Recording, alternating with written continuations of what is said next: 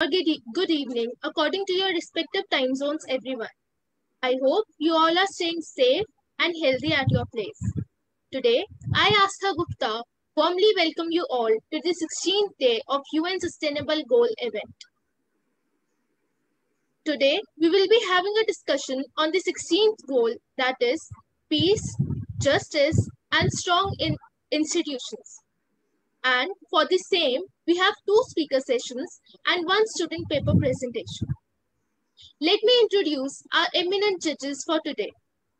Dr. Fatman, she is a Director General at Maldives Media College, and Dr. Rania, she is a Science, Technology, Engineering and Mathematics instructor at Greek Ministry of Education and Religious Affairs, Directorate of Educational Technology and Innovation, Greece.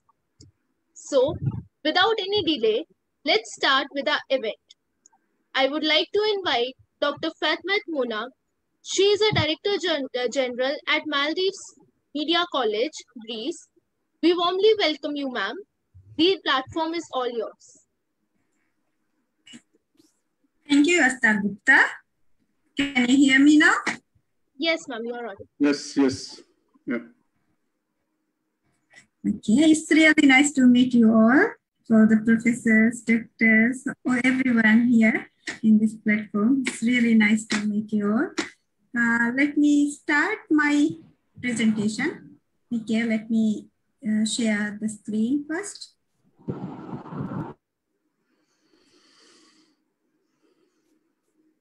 Okay. Can see my presentation now? Yes, ma'am. Yes. Okay.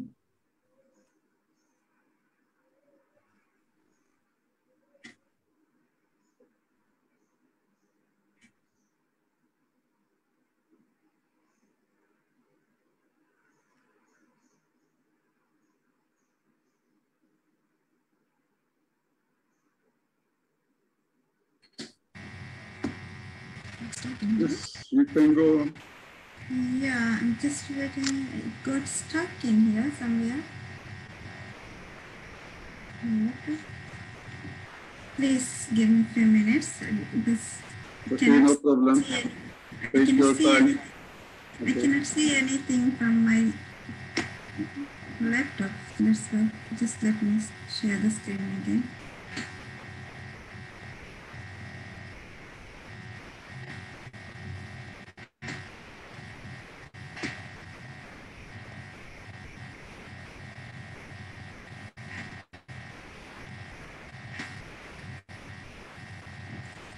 Actually, your presentation was visible, but what happened? Really? But I cannot see anything. I'm so sorry. I cannot see anything. At first place, we saw your presentation, but now we can't see it. Yeah, this way. It just got, no. Please share your screen again. Take your time. Yeah, I immediately stopped and now I'm reopening it again. Let me think again. That's okay.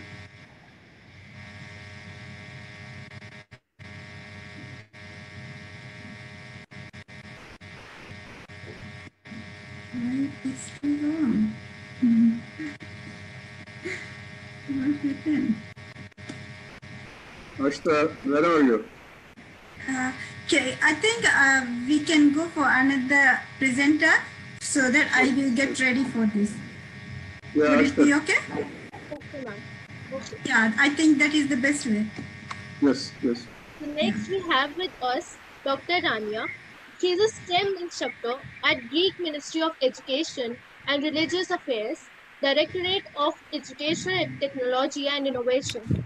We welcome you, ma'am. The platform is all yours. Greetings from Greece to all participants. I'm very honored and excited to participate in this so significant, meaningful, resourceful, and enriching event and conference. My name is Rania Lambu, I'm a STEM instructor and Global Peace Ambassador. And today we're going to explore how COVID crisis has profoundly affected peace across the globe. What is the role of peace education, and especially STEM education, in this new changing landscape, especially the role of STEM education in developing countries? And in the second part, I'm going to present you some of my multi-award winning STEM projects implemented mostly in Africa and Asia. So may I share my presentation? Sure.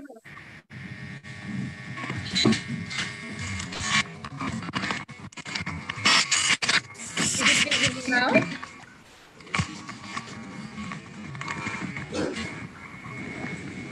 Is it visible for you? Yes, ma'am, it is visible. Okay. So the COVID pandemic is actually the defining global health crisis of our time, the greatest challenge we have faced since the World War II. It has been the most disruptive infection outbreak of the 21st century. Tragic loss of life and deep economic disruption caused will permanently change society and economies. But the pandemic is much more than a health crisis. It's also an unprecedented socioeconomic crisis that has the potential to create devastating social, economic, and political effects that will leave deep and long-standing scars. So COVID threatens peace-building gains. Therefore, commitment to sustaining peace is now more urgent than ever. So the 2020 pandemic has highlighted how interconnected, fragile, and complex the global socioeconomic system is. In a matter of weeks, global travel and trade systems collapsed, social norms changed radically, rights and liberties which had been taken for granted, such as the freedom of movement and association, were revoked, and social values reoriented. It also became apparent that the world lacks an effective approach to deal with such crises. So observing this crisis and its impact through a human rights lens puts a focus on how it is affecting people on the ground, particularly the most vulnerable among us, and what can be done about it now and in the long term. Guaranteeing human rights for everyone poses challenges for every country around the world to a different degree. The impact of the crisis on these rights is real. Unemployment, food insecurity have risen to unprecedented levels in many countries within a very short space of time. Widespread closure of schools has interrupted education of more than 1 billion children. Reduction of care and protection services for children, including closure of care institutions and health services serving children, has increased children's vulnerability to violence, exploitation, and abuse.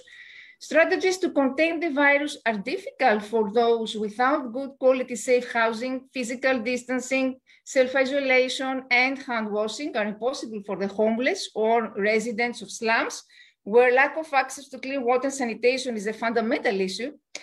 COVID is sweeping through populous, high-density informal settlements and to refugee migrant camps, where physical challenging, access of health services limited, and populations especially vulnerable to disease.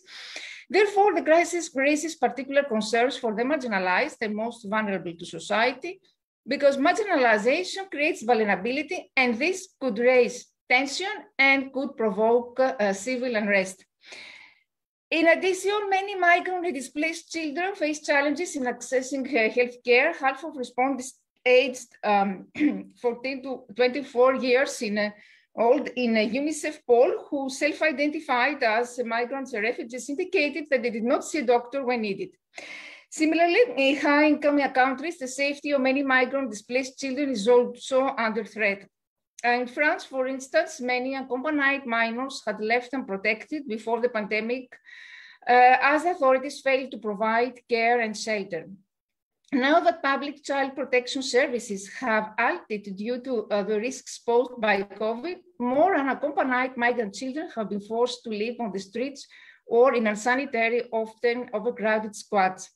And this has become a harsh reality for many children around the world. Children in situations like this may face the added risk of being detained by immigration authorities, potentially expose them to violence, abuse, or exploitation. Undocumented children living in foreign countries may fear contact with public authorities, and meanwhile, misinformation on the spread of COVID has exacerbated xenophobia and discrimination that migrant displaced children and their families face. Also, migrant displaced children across continents are at risk of missing out on accurate public health information due to language barriers or simply being cut off from communication networks. Undocumented children living in foreign countries may fear contact with public authorities, and meanwhile, misinformation on the spread of COVID has exacerbated xenophobia and, as we said before, discrimination. However, Albert Einstein said that crisis is actually a blessing to humanity because crisis always brings progress. And I believe that COVID crisis could also be a great resetter of economy, societies, and education, an opportunity to bring forward long-awaited reforms for development. The pandemic has created opportunities for peace and can provide a pretext to adopt repressive measures for purposes unrelated to the pandemic. The stability and fear that the pandemic engenders is exacerbating existing human rights concerns, such as discrimination against certain groups, hate speech, xenophobia attacks, and forced returns of refugees as asylum seekers, mistreatment of migrants, and sexual and gender-based violence, as well as limited access to sexual and reproductive health and rights. So it is a time when, more than ever, human rights are needed to navigate the crisis in a way that will allow us, as soon as possible, to focus again on achieving equitable, sustainable development and sustaining peace. So the crisis exacerbated humanitarian crisis, potentially aggravating unrest and conflict. In response, authorities employed containment measures, including social isolation and business closures, resulting in a sharp economic downturn. And this crisis has affected countries regardless of their levels of socioeconomic development. Unlike other pandemics this century, have mostly impacted countries with low to medium levels of positive peace. And here it's important to refer to the distinction between negative peace and positive peace. Negative peace refers to the absence of violence. When, for example, a ceasefire is enacted, a negative peace will ensue. It is negative because something undesirable stopped happening. For example, the violence stopped, the oppression ended. Positive peace is filled with positive content, such as restoration of relationships, the creation of social systems that serve the needs of the whole population, and the constructive resolution of conflict.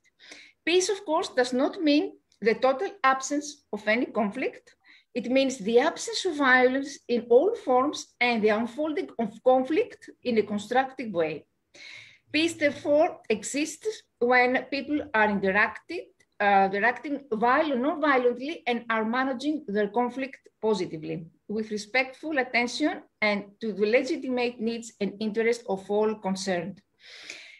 The pandemic also shifts patterns of violence throughout the globe. While there has been a decline in some types of crime, battle deaths, and riots due to lockdown measures, other areas such as domestic violence, self-harm, and suicide are likely to have increased. There have been reports of substantially higher usage of suicide and mental health helplines as a result of the pandemic and social isolation. Some types of cybercrime may increase during the time of the pandemic, and also the pandemic is impacting every country, but some countries face existing peace and security challenges that make the response even more difficult. Combined with existing instability, the pandemic poses a real threat to peace and security, can undermine peace-building gains and heighten conflict risks over time. Some countries have delicate peace processes that could be undermined by the crisis, especially if the international community is distracted. So what are the post-pandemic recovery conditions? Countries that actually have invested in protecting economic and social rights are likely to be more resilient. Furthermore, countries that are more likely to recover quickly from the pandemic are those with strong performances in good relations with neighbors and sound business environment before the crisis. Therefore, the two factors that will assist countries in the post-pandemic recovery are high levels of positive peace, guaranteeing effective institutional social cohesion and transparent representative governments, and favorable economic conditions before the pandemic. These were the pillars most heavily affected by COVID crisis. In addition, well-functioning governments and high levels of human capital were influential in mitigating the effects of the pandemic. And here we can see that the Institute for Economics and Peace has produced the Global Peace Index, which is the world's leading measure of global peacefulness. And it has also empirically developed the Positive Peace Index, which measures the attitudes, institutions, and structures that create and sustain peaceful societies. So the Positive Peace Index provides guidance on the future peacefulness of countries, their resilience, which in the COVID era is increasingly important, and long-term prospects for recovery. Most of the indicators of this index are likely to be, of course, negatively impacted by the COVID pandemic. Many countries where resources allow have taken targeted measures to mitigate economic social impact. The crisis on the most vulnerable. Some countries have temporarily granted residency rights to all migrant seekers. And measures also, others have made all coronavirus treatment free to all. Measures have been adopted in some countries to protect vulnerable groups, including persons with disabilities, homeless people, and young people living in institutions. Others suspended arrests of irregular migrants. It's interesting to see that UNESCO, through the COVID pandemic, social media and online communication have become essential tools for maintaining social connections. Many young people have been independently promoting positive narratives and engaging in peace-building activities during the COVID crisis. So in April 2020, UNESCO launched the My COVID Story campaign to provide a space for young women and men around the world to share their views, experiences, and initiatives. COVID has given youth the opportunity to strengthen empathy, solidarity, resilience skills to combat COVID-related hate speech and disinformation. And all these testimonies show that peace-building skills can be learned through lived experiences. Because this crisis, although full of obstacles, has provided young people with an opportunity to further develop these skills. This universally shared experiences is allowing young people demonstrating positive resilience to make transformative change within their societies and to promote peace. So several stories reference the hate speech targeting individuals perceived as ethnically Chinese or Asian. For example, Zhong is a high school student from China, explains misleading, biased information, conspiracy theories have resulted in hatred and racism. And another student from China similarly describes Twitter hashtags that label Chinese people as murderers. So COVID is undermining, obviously, sustainable development at a time in which efforts need to be accelerated to implement sustainable development goals. The 2030 agenda, underpinned by human rights, provides a comprehensive blueprint for sustainable recovery from the pandemic. And education projects could be an effective way to promote sustainable development goals and positive peace. International solidarity is essential in the global response. So within this framework, peace education is of utmost importance because education plays a crucial role in building defenses of peace in the minds of people. It aims at the total development of the child, tries to inculcate higher human and social values in the mind of children. It attempts to develop a set of behavioral skills for peaceful living and peace building. Peace education is, of course, holistic because it embraces physical, emotional, intellectual, and social growth of children within a framework deeply rooted in traditional human values. It is based on philosophy that teaches love, compassion, trust, and reverence for the human family and all life on our planet. Peace education is effective and meaningful, of course, when it is adopted according to the social and cultural context and the needs of a country, and it should be enriched by its cultural and spiritual values together with the universal human values. And it should also be globally relevant. So peace education is also skill building because it empowers children to create and non-destructive ways to settle conflict and to live in harmony with themselves, others, and the world. Peace building is the task of every human being and the challenge of the human family.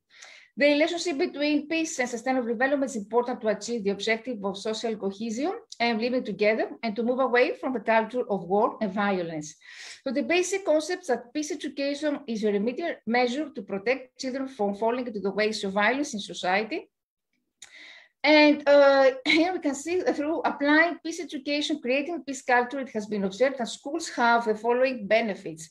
Schools can develop a more humanistic management approach, can improve standard of quality of teaching and learning, facilitate socialization through participation in interactive cooperative learning activities, help a healthy emotional development in students, develop creativity, both students and teachers, improve students' discipline, moral behavior, promote noble ideas such as kindness, friendship, generosity.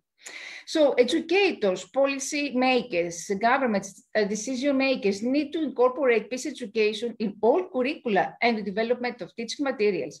Inclusion of peace values and activities will make the subjects more meaningful and interesting to learners in many ways. It increases the quality of teaching as well as learning. So I am a STEM instructor and I'm the founder of many international humanitarian projects that are implemented mostly in Africa and Asia. What is STEM? Well, STEM stands for science, technology, and mathematics. Actually, it's the new trend in education all around the world. STEM is the future of education and reflects 21st century skills, creativity, critical thinking, collaboration, communication. And what are the characteristics of STEM educated students? They are problem solvers, they're innovators, inventors, self-reliant, logical thinkers, and technologically literate. Why STEM is important in developed countries? Because as our world becomes interconnected, countries prioritizing STEM education and research will make significant advances in alleviating poverty and sustaining economic, cultural, and societal growth. It is vital for countries seeking to reduce their poverty levels to adopt new scientific research and technology.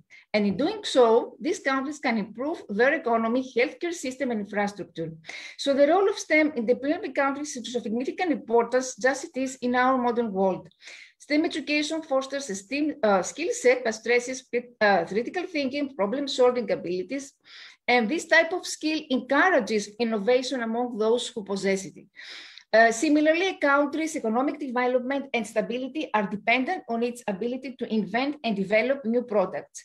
So it's important, STEM education is important for economic progress, but also healthcare and engineering and infrastructure also. So what I'm doing, I am, as I said before, the founder of many STEM projects. And through these projects, I'm trying to promote positive peace. Because positive peace is based on sustainable investment, stability, and high standard of living. So the first one is called Water Life Given Threat. Of course, it aims at raising water awareness among students who lack all the disadvantages of negative peace, such as lack of water and food. The same happens with the other project, Food for Thought. It had a great success because teachers in India visited slums, educated their families, they donated money and food, and it had a great impact. So I'm trying to alleviate all this through education. I'm trying to make negative peace look like more positive peace. Another project which I launched during the COVID is called COVID-19 Life-Changing Experience. And it actually aims at teaches students how coronavirus is, how to protect themselves from it. Helps us realize the communication, collaboration are very important in the learning process, because I'm trying to compensate for the lack of collaboration, communication that has been strongly experienced by students all over the world because of the social and physical distance. And I'm also the founder. Recently, I launched a new project, which is inspired by high rates of gender-based violence in Nigeria. And it's a new project which is called Gender-Based Violence, Why Peace is a Much Better Option. And here it's actually the originality of this project is that it's combined STEM education, actually STEM education with gender-based violence. It has started to be implemented with a huge success in public schools in Nigeria. I'm also the co-founder of another big project that had many teachers and students all around the world, had a huge success, called Innovate Your Dreams. And also I wrote a new project about environmental awareness for Greek schools here in Greece. and it's going to be implemented in Greek schools next academic year. It is called SOS, We're Changing as Climate. It combines environmental education, arts, and STEM education.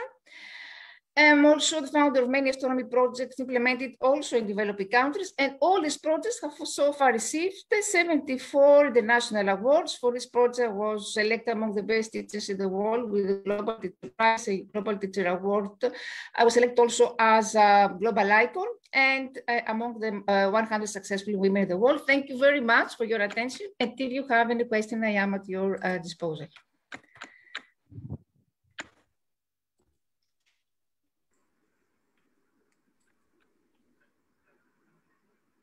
Shall we proceed?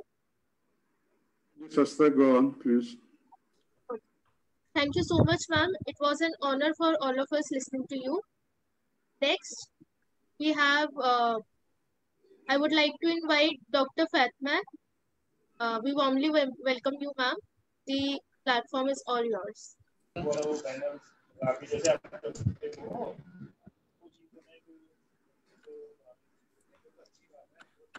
नहीं वो कराएंगे ये वाला event एक बार और फिर से कर देंगे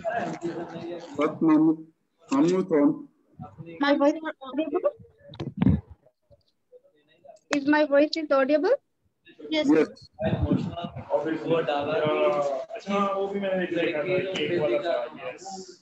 Okay. So, share the screen. Okay. Is it possible to see my slides now? Yes. Yes. Okay. Let me start then. Okay. Before starting this, I would like to thank you, Professor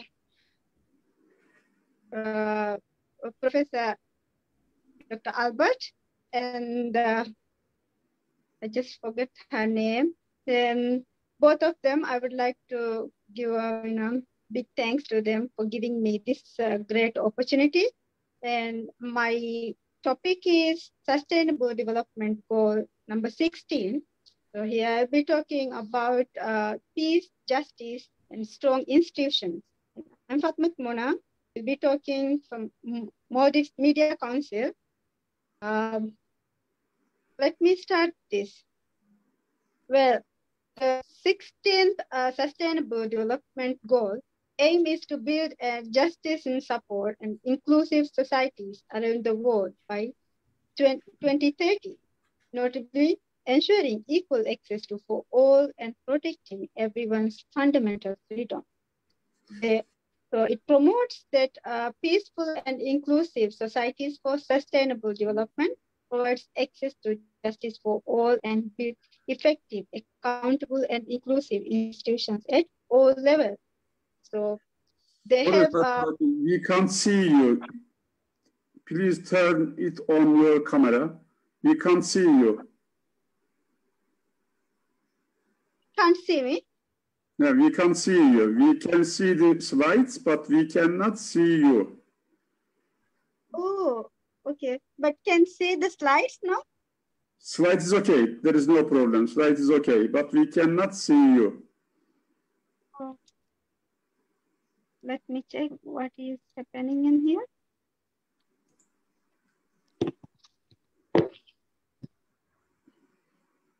Yes, now we can see you now. Okay, go on. Can see now? Yes, yes. I can see.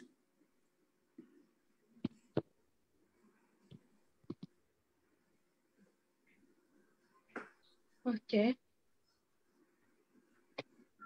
So according to Georgetown Institute for Women, Peace and Security 2020, they are focusing on important roles that women play in preventing... I cannot see my slides now. Yeah. Okay. Can see my slides now? No. No. Okay, let me share it from here. Okay.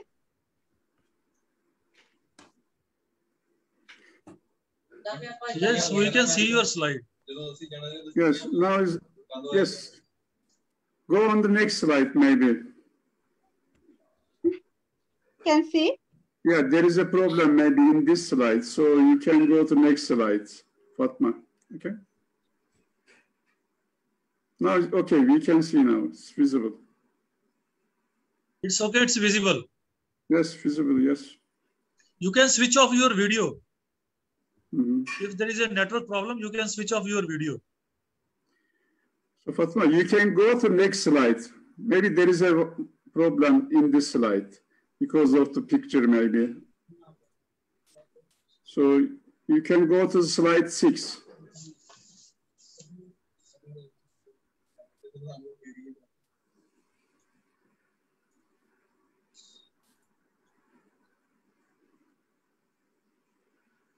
Kindly unmute your mic.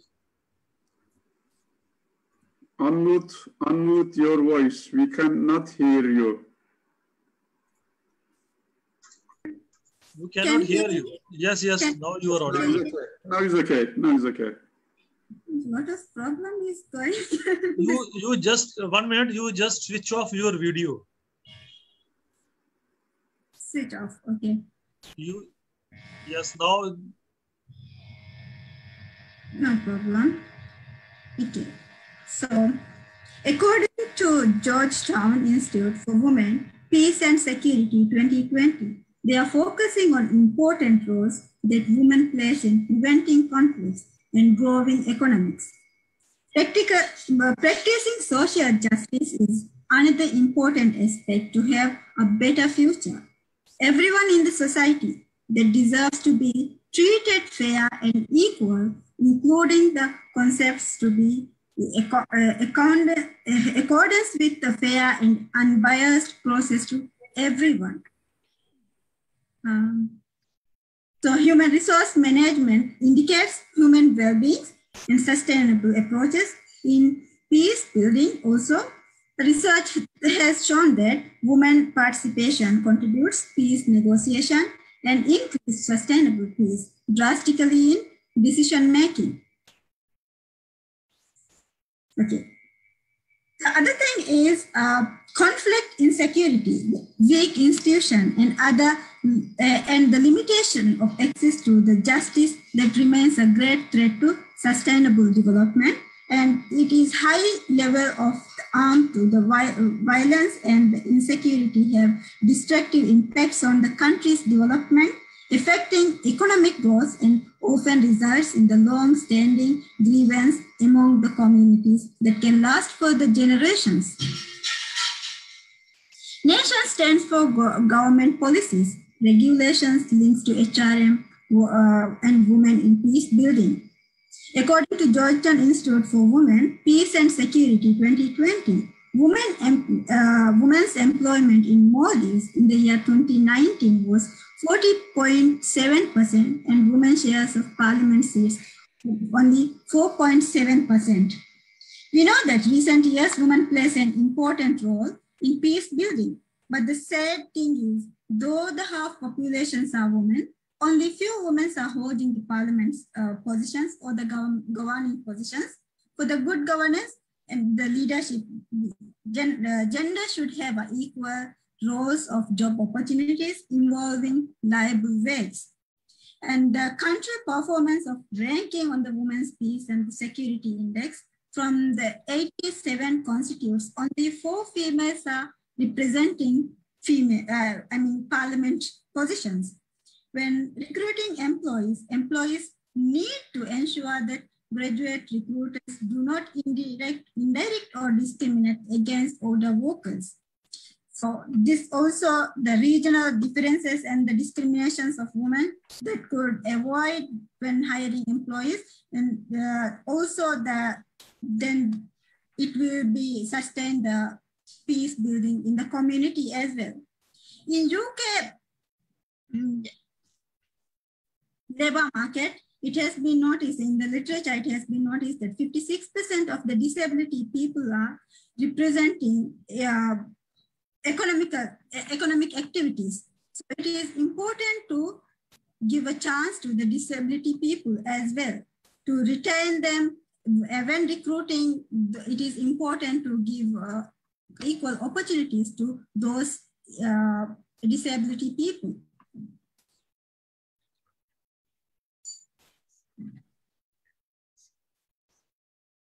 Gender equality justice is vital for sustainable development.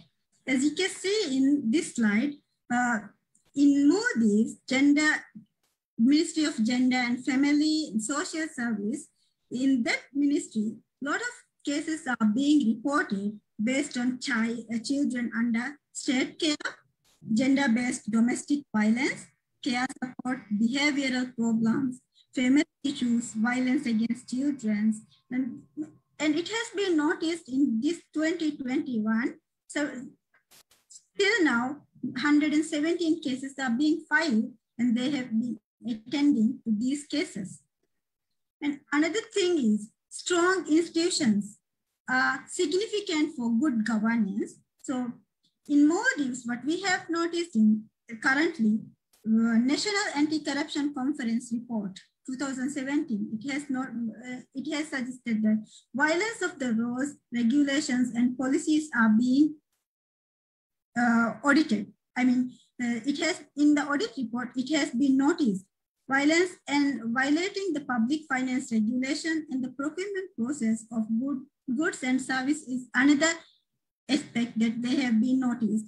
And another challenge that was highlighted was absence of safe and accountable environment for financial transactions. So these are the areas that we need to focus to have a sustainable or strong institutions in the community. Another important thing is absence of the legal framework that facilitates corruptions preventing efforts. This is another important thing we need to be focused to preventing these things. Professions, HRM practice building, peace and sustainable development. This is very important thing to have a peace society. We need to focus on HRM practices.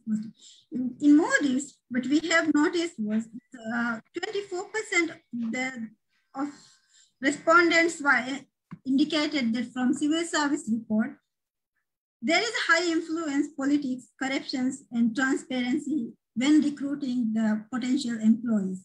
And another 53% have stated that influence of being biased and favorism. This is really a high in Maldives, so it is important to focus on these areas to have a sustainable development. And when hiring employees, employers should use hiring strategies in order to avoid racial bias and offer equal opportunities to all the citizens. And gender research also have said that more transparency and accountability in the academic recruitments and selection could overcome inequality as well.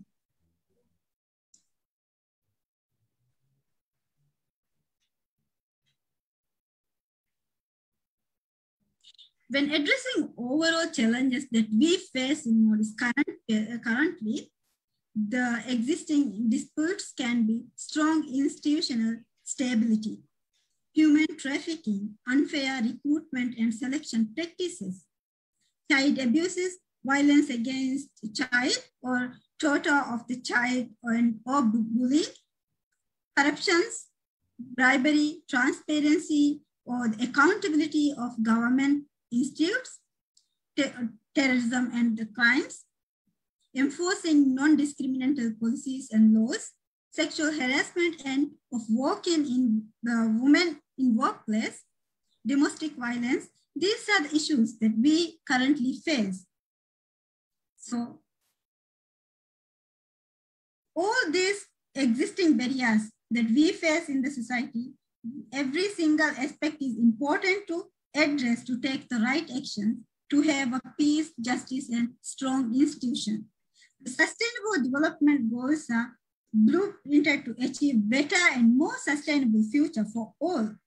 They address the global challenges that we face, including poverty, inequality, climate change, environmental degradations, and peace and justice. So it is important to keep a strong institutional stability controlling all these human trafficking, unfair recruitment and selection practices, reducing the child abuse rates, and controlling all the corruptions and transparency things. And these are the things that we could focus on. So protecting child and preventing violence is a fundamental right that every citizen would need to have. So it is must that we should have a proper plan to have protecting child. Even in Modi's Child Protection Act has been implemented in 2019 and is now it is being implemented and the correct actions is being taken according to this act.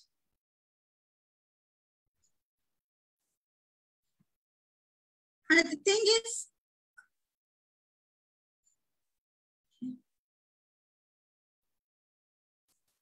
%60 of the countries have prison overcrowding, risking the spread of the COVID-19.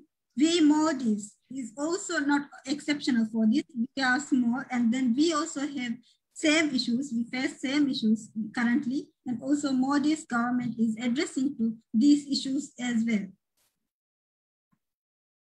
According to the reports, 127 countries have adopted rights to information or freedom of information laws. But Maldives also have adopted right to information or freedom of information. So to have a better understanding of nature, correct laws and statutes need to be developed and implemented soon to take the necessary actions who violates the rights to information.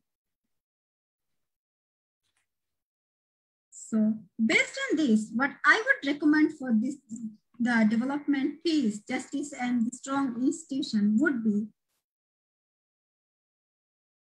recent days, as I mentioned, major concerns that we face in strong institution stability. Therefore, strong institution considers to be essential foundations of sustainable development of country. It should provide certain rules and laws followed by the economic growth. Gender balance, equal opportunities for employment, and gender bias has being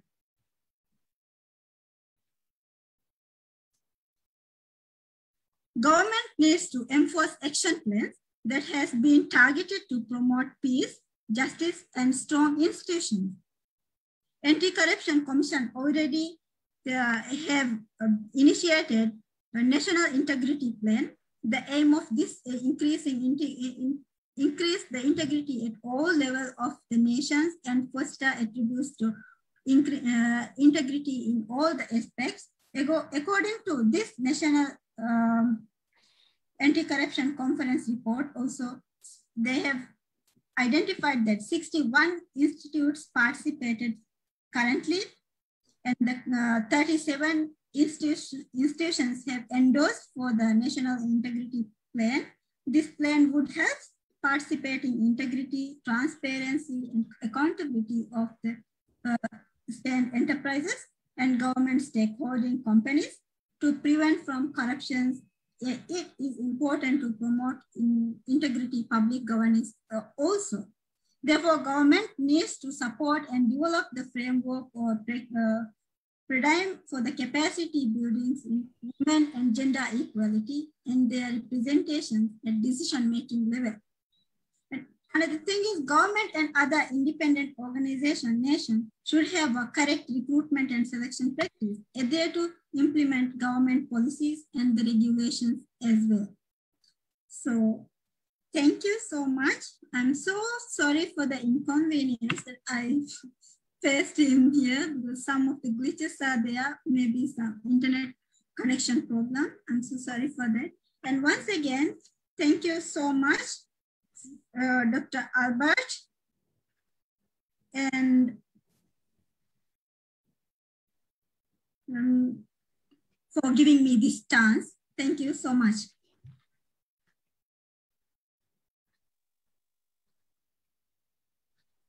Thank you, ma'am, for an intuitive presentation. Now, shall we proceed? to the student paper presentations? Yes, yes, you can proceed. Okay. So now we will proceed with the student paper presentation, and for the same, we have one student who will be presenting on today's course. I would like to welcome Beri from Hungarian University of Agriculture and Life Sciences.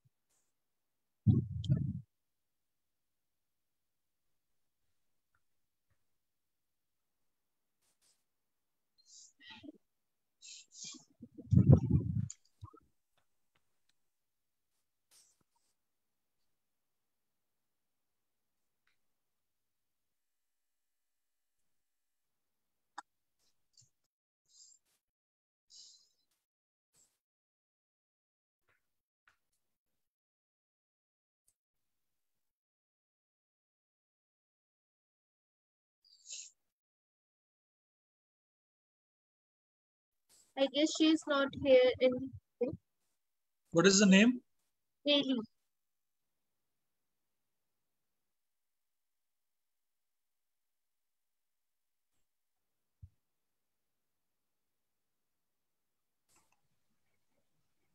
You are not looking for PAL, is that right? P-A-L.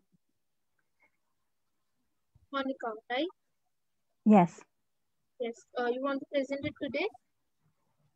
I think I'm scheduled for today. I was told to come for 12:30.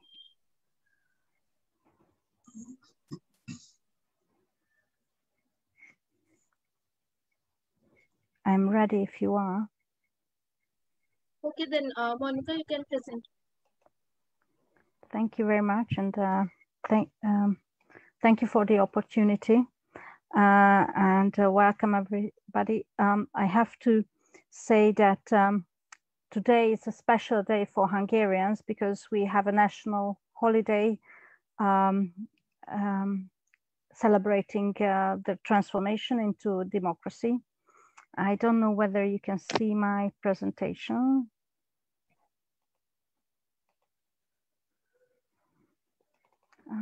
Is it all right? Yes, yes, we can see your presentation. The withering democracy, right? Okay.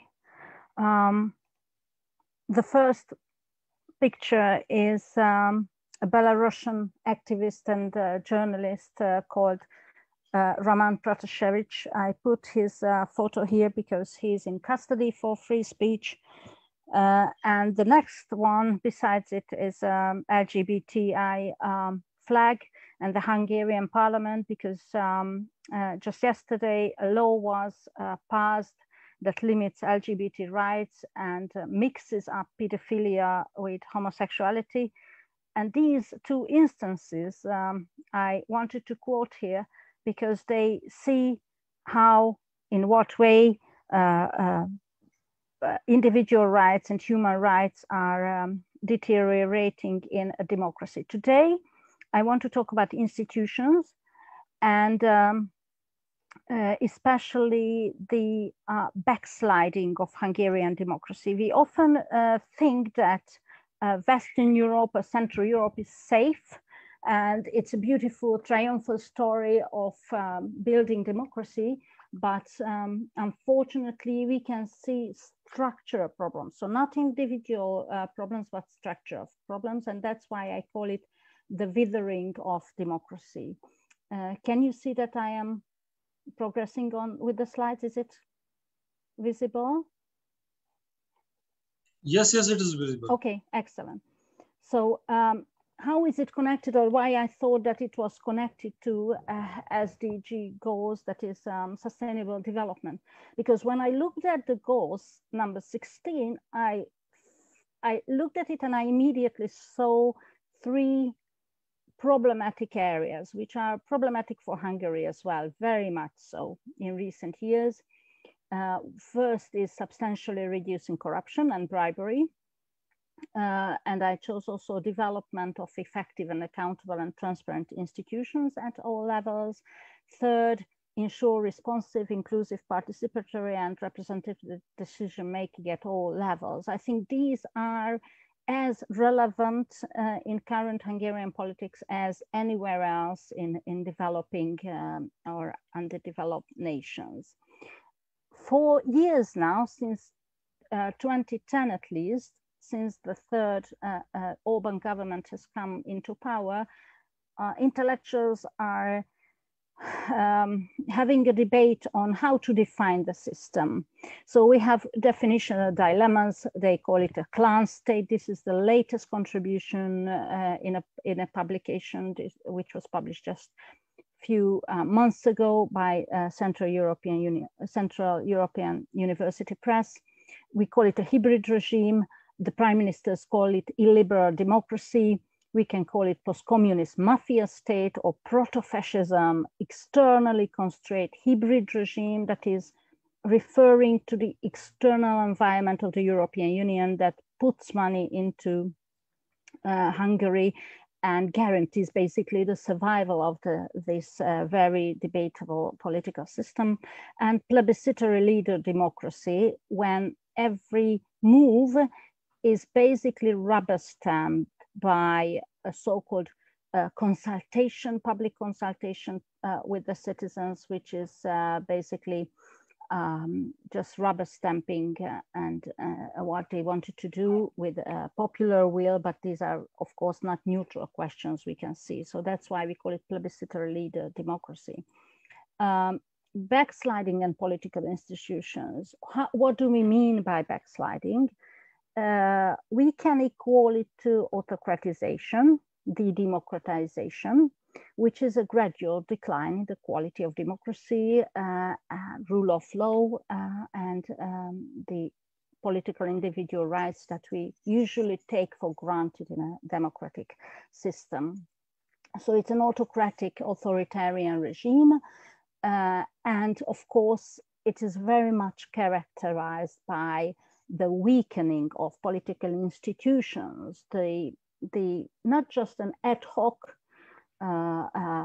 weakening, but let's say it's an agenda, it's a structural, very well thought out a way of making democracy weak and crumble, that you pull out the pillars, that pull out the institutions that can defend citizens, that can guarantee an equal playing field in politics or in the economy, or anywhere else, in culture life, or anywhere else. So it's obvious that institutions are not neutral, but can serve a purpose. And it's very clear that there is an accommodation to political culture. Can we say that, oh, it was written in the stars that Hungary would go backward because it had socialist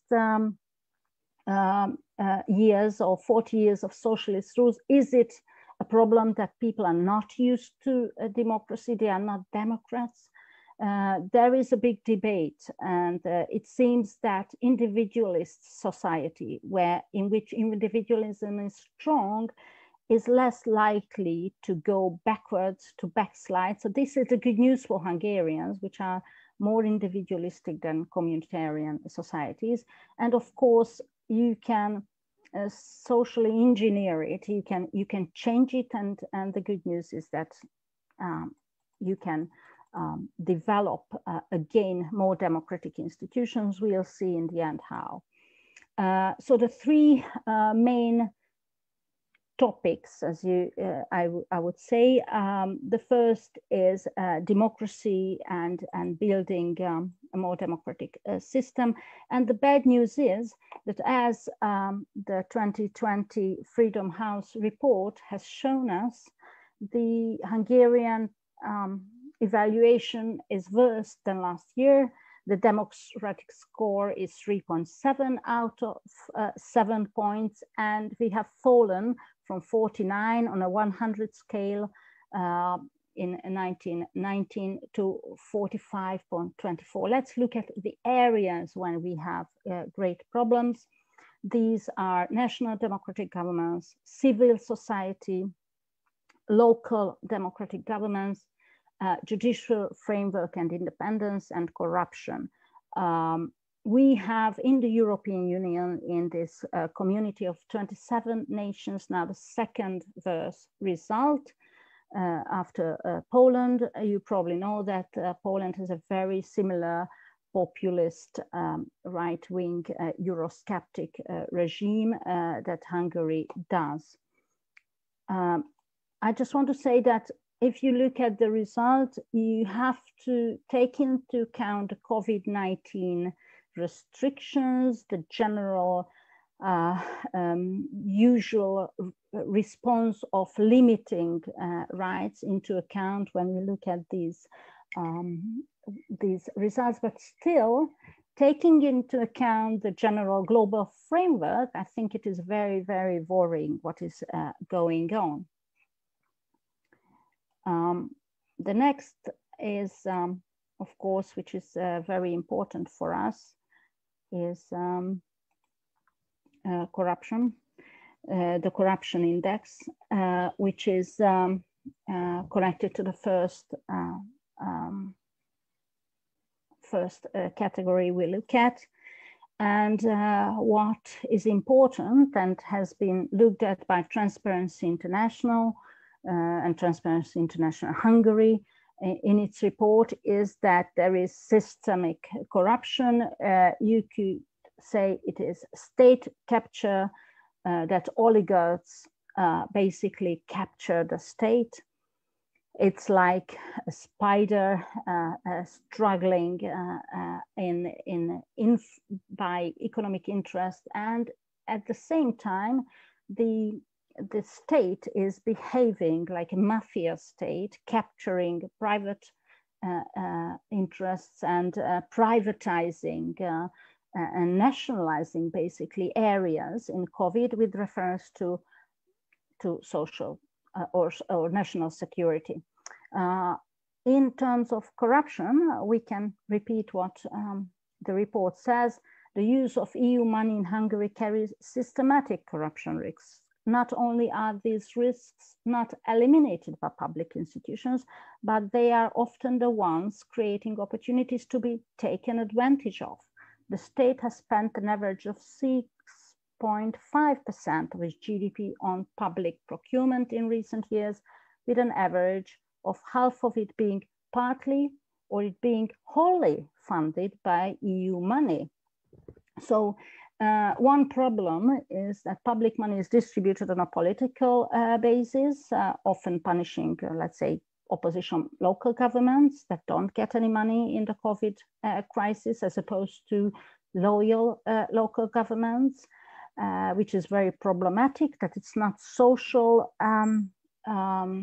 figures or economic achievement that is the basis of getting money, but solely, purely political considerations. And the other problem is that there is no oversight, as Hungary doesn't want to join the European Union's newly founded public prosecutor's office that has oversight over the spending of public money.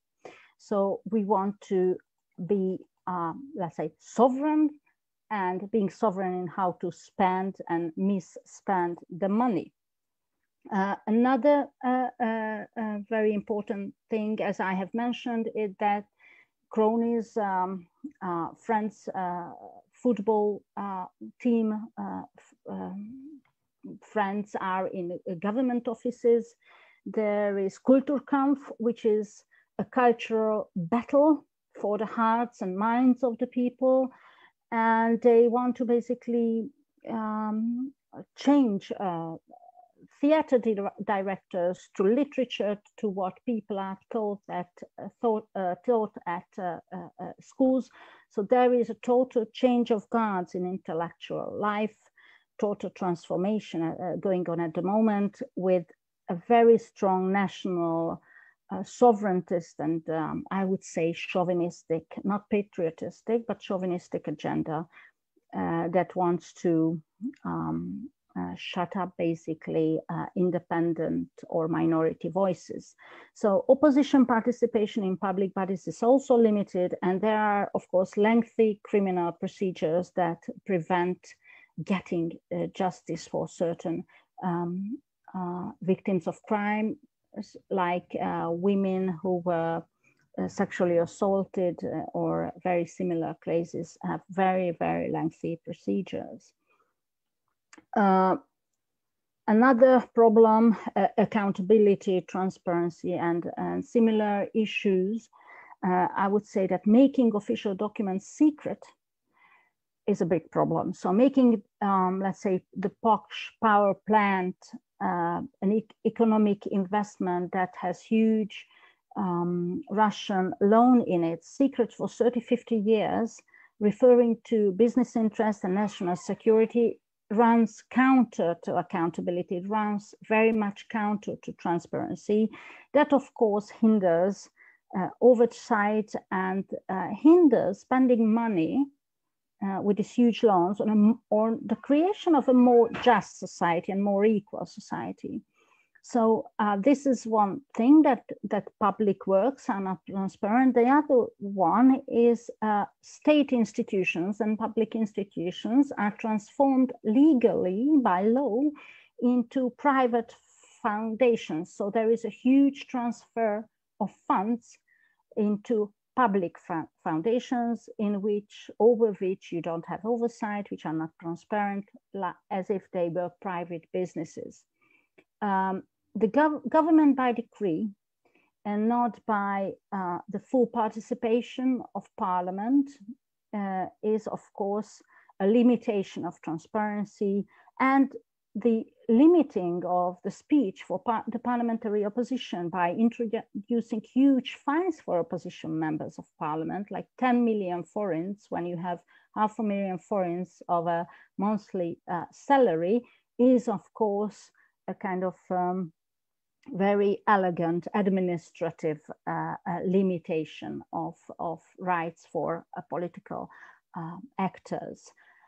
The government is not attending, doesn't care to attend committee hearings, meetings, so transparency is very problematic in this aspect as well as overall media freedom and the dominance of government voices in all spheres of the media.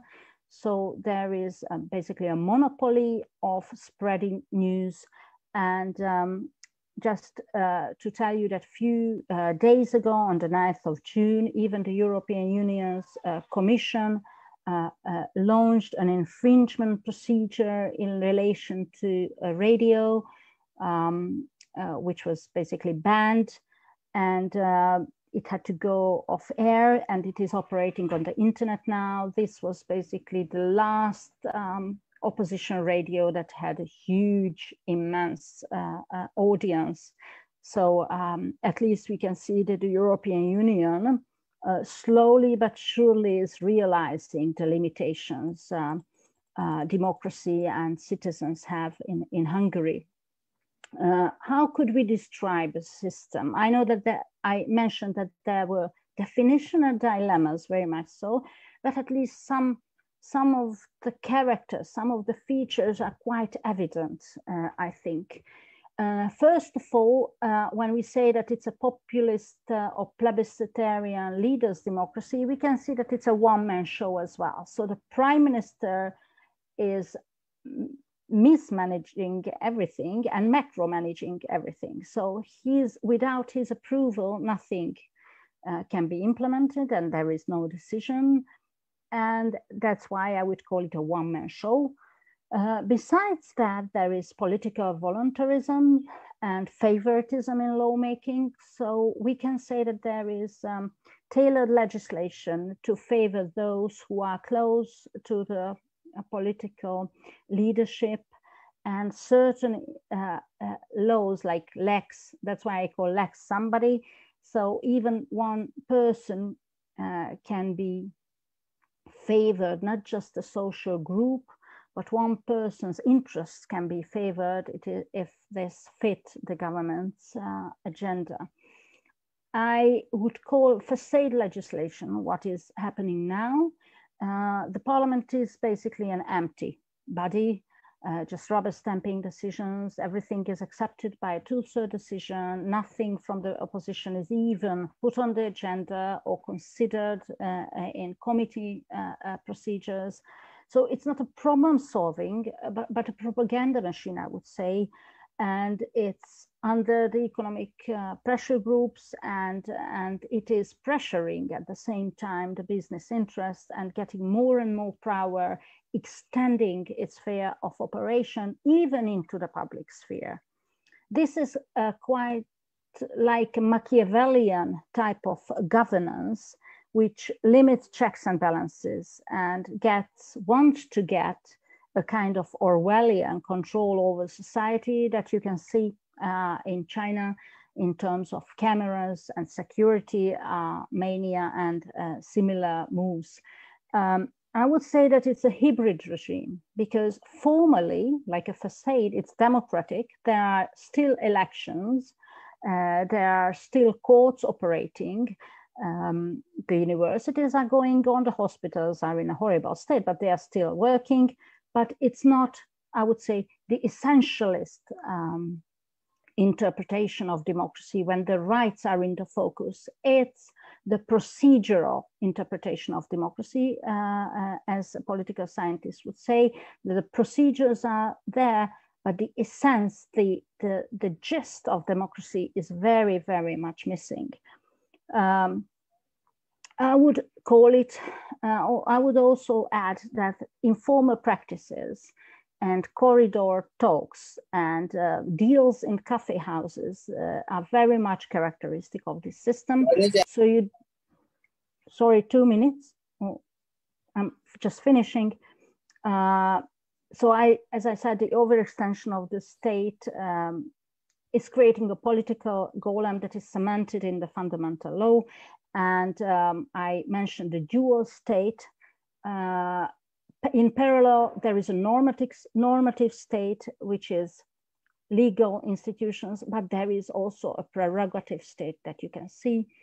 And I wanted to finish on a more positive note on how to overcome authoritarianism and what's next. I think civil society should be strengthened, that's obvious, but we should not be too content with ourselves, because this is the zeitgeist, the populism. And as in America, the populist voters remain, even though Trump has left the scene. And at the same time, the liberal world order is challenged by rogue state, by revisionist powers. So liberalism is not the only show in town nowadays. We should put pressure on the European Union to help with really good, effective mechanisms to push the government and close the tap and the money coming in if democracy is breached. And the last slide, sorry if I was a little bit long, there has been for a month or two an intellectual debate what happens if the opposition wins? Can we turn the tide back? And how can we accept a new constitution if there is no 2/3 majority? Is it enough to have a simple majority and a referendum or not? So the legal underpinnings of changing the system and creating a just and unified society on the ruins of these undemocratic, authoritarian turn of the last 10 years, that's the big dilemma. So thank you very much. And if you have any questions, feel free to send them to me. And thank you very much for the honor of having me here. Thank you very much. Thank you so much for an insightful presentation, ma'am. Now, I would like to ask if Bailey is there in the meeting so that she can present her paper. Bailey.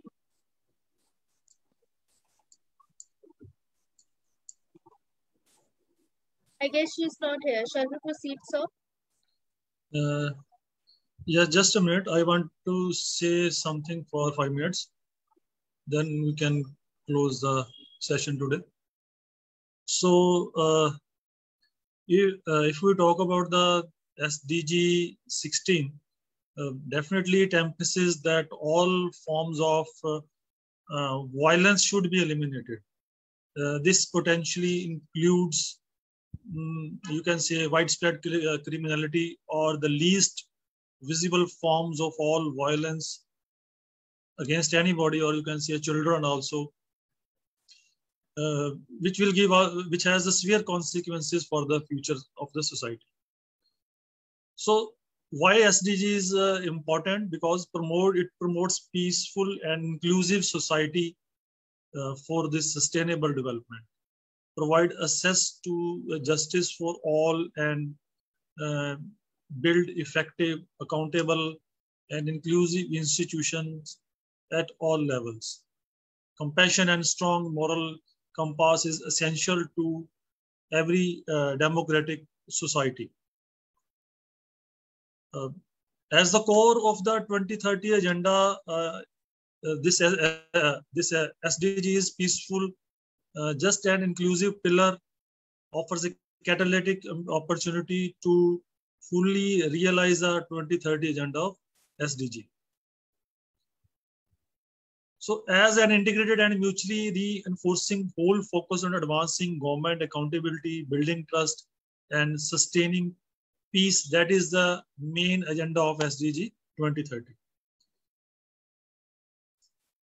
And to achieve that sustainable development goals, it is important that government, civil societies, and communities work together to implement lasting solution to reduce violence, deliver justice, combat corruption, and ensure inclusive participation at all the time.